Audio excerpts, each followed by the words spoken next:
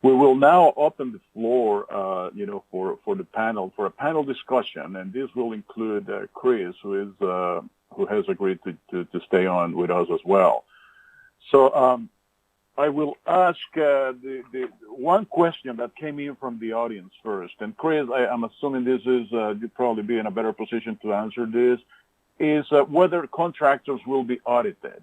About A, confirm that they have delivered to every county that they were allocated. B, ensured that purchases were made locally.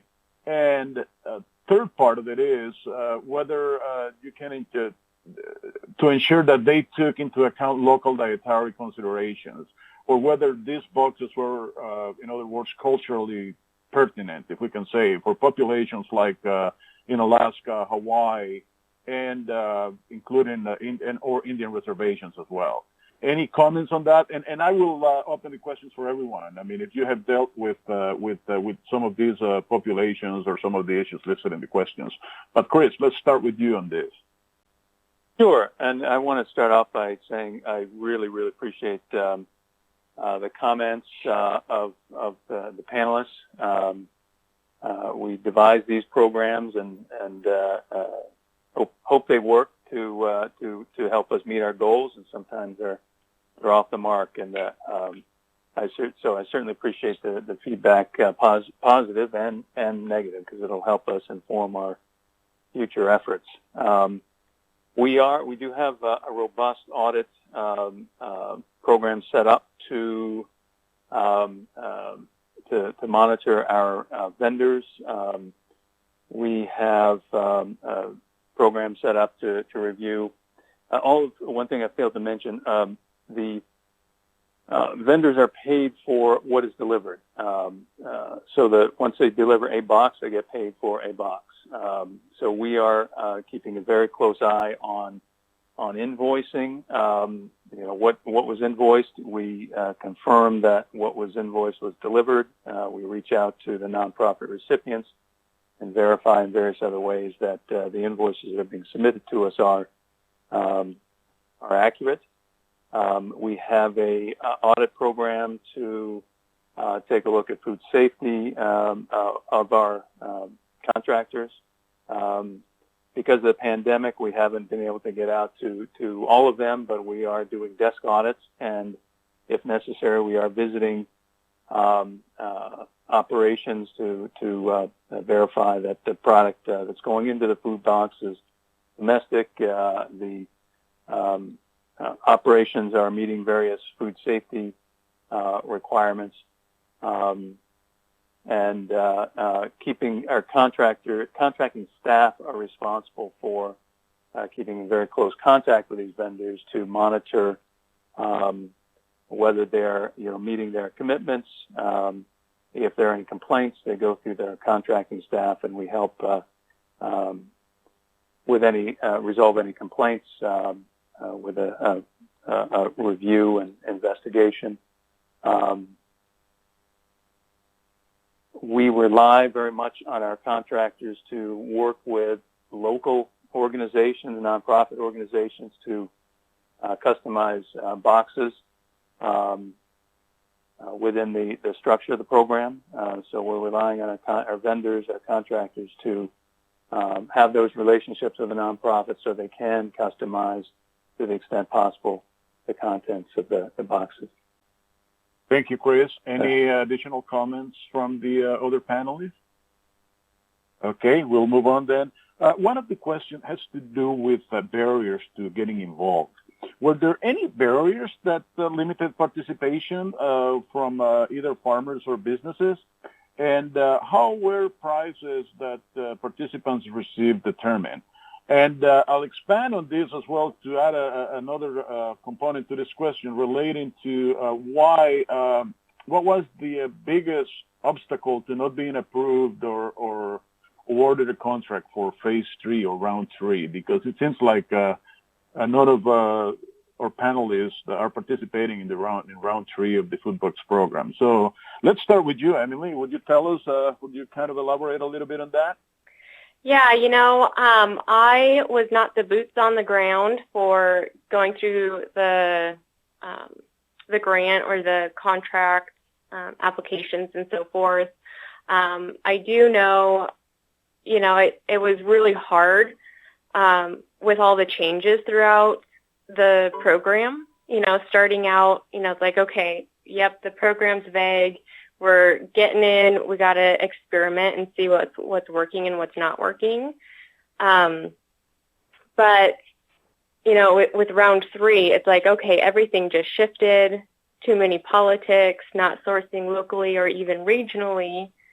Like, there was just too much that wasn't consistent with our mission and what we were hoping this program would accommodate. And then, of course, we can't get the contract because we're focused on local.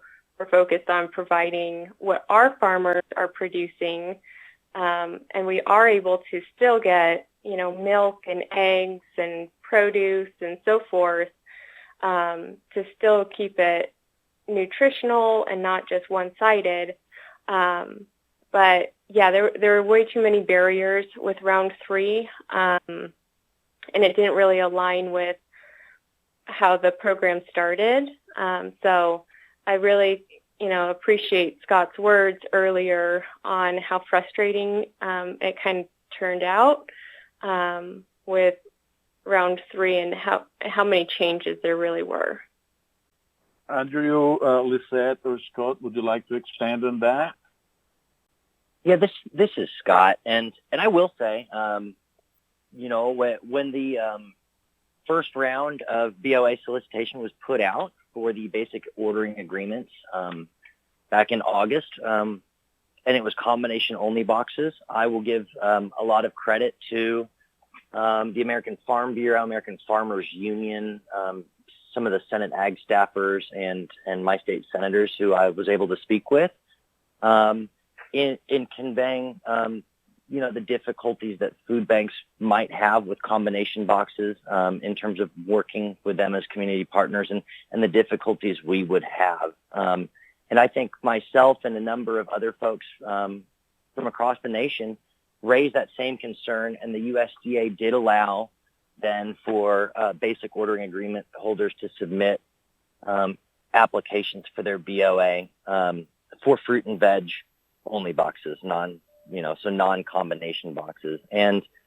that was wonderful. We had a BOA, but then when the solicitations went out for the third round, they were for combination only boxes, and so we were not able to apply or participate. And that was just plain disappointing that, here myself and another farmer in Kansas who received a contract, along with others, spent a lot of time talking to our representatives and our electeds and the USDA, and, got them to, change the program just to have them, keep out the smaller groups that just plain don't have the logistical capabilities of a combination box, in place of larger distributors. And as I said earlier, it's just unfortunate to me to think that when we've got a food bank line a quarter mile or longer sitting outside of our food bank today, there's not anything we can do except, donate food, out of our pocket to them. They are not getting boxes, and there's, beyond the commodities that they're shipped through the regional food bank, there's just not much for them right now. But I'll turn it back to Andrew or anybody else who maybe has a thought. Thank you, Scott. Andrew or Lisette, anything to add? Yes, this is Lisette, and I would love to take a moment to add some insights here.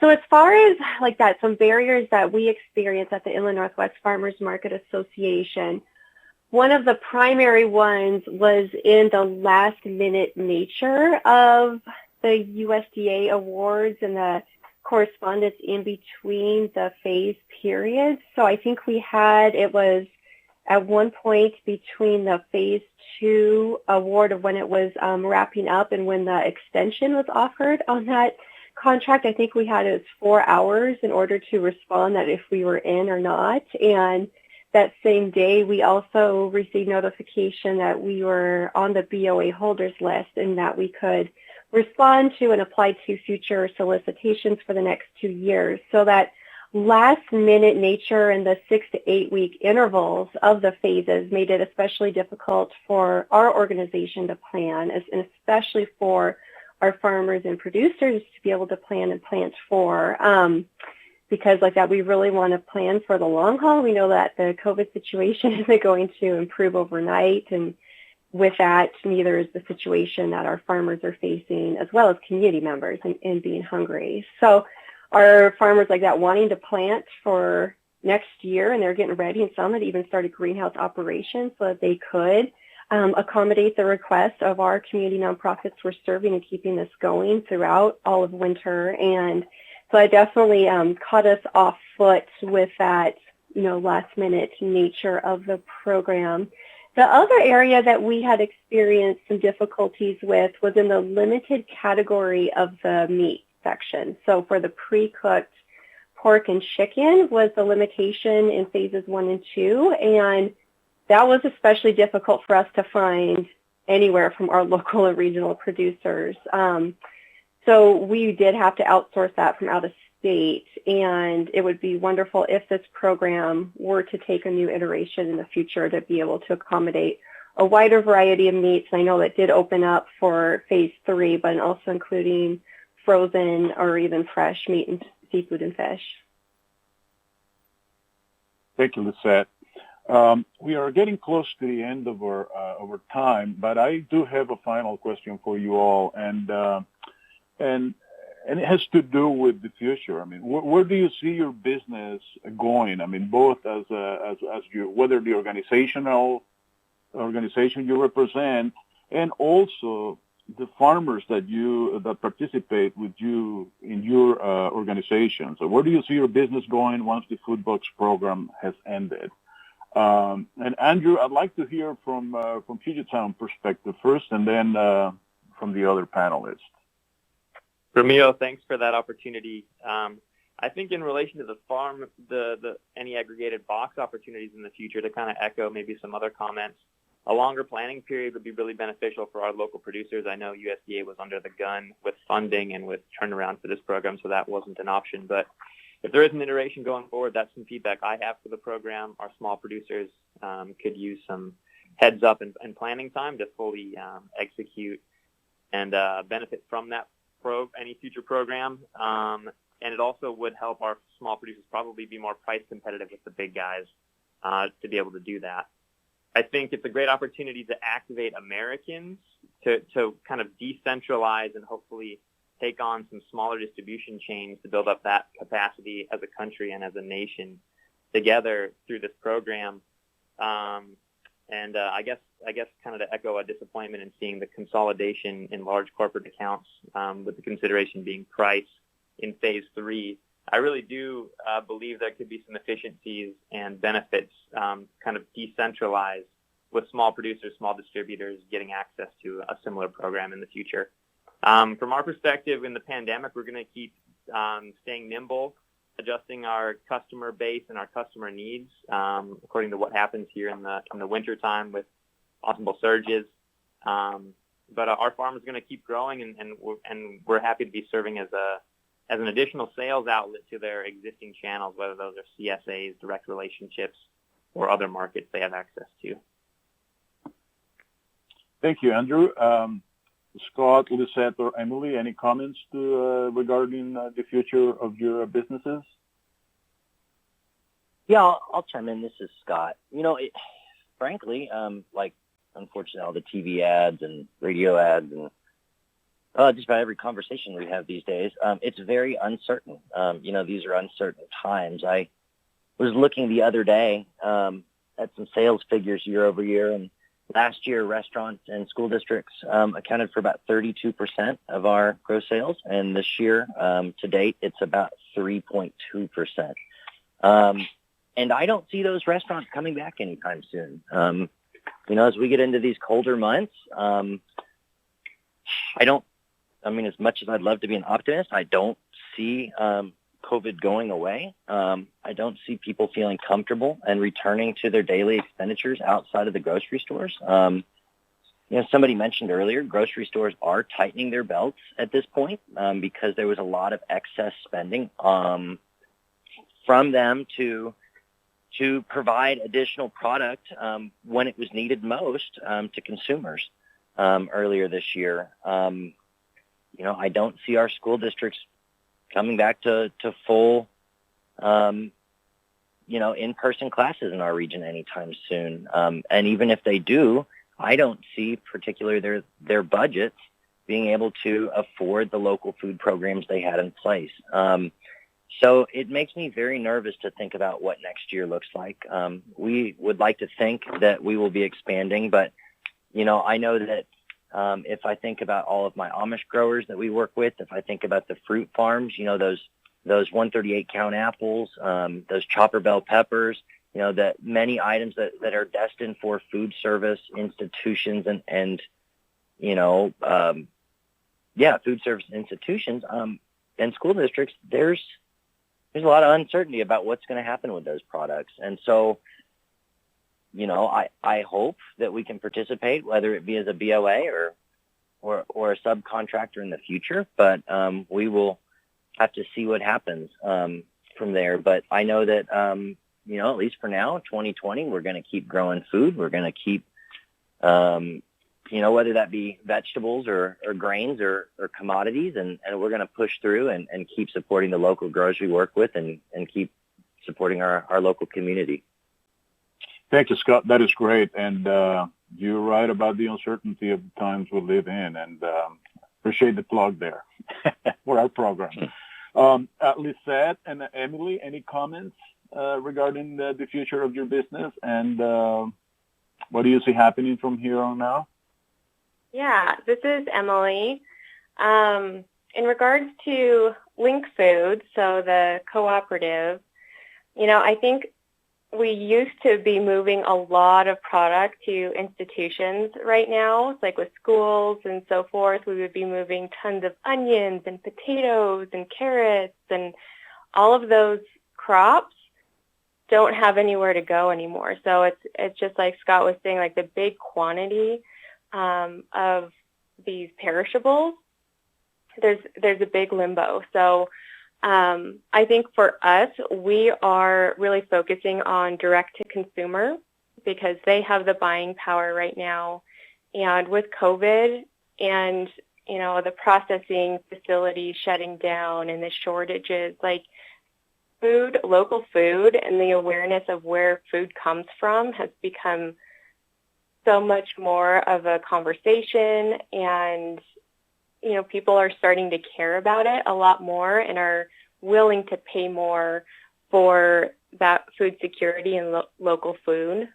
So for us, I think it's our own CSA boxes and that box subscription and really getting consistency out to the public, and whatever is coming into our distribution, we can get it into the hands of the public.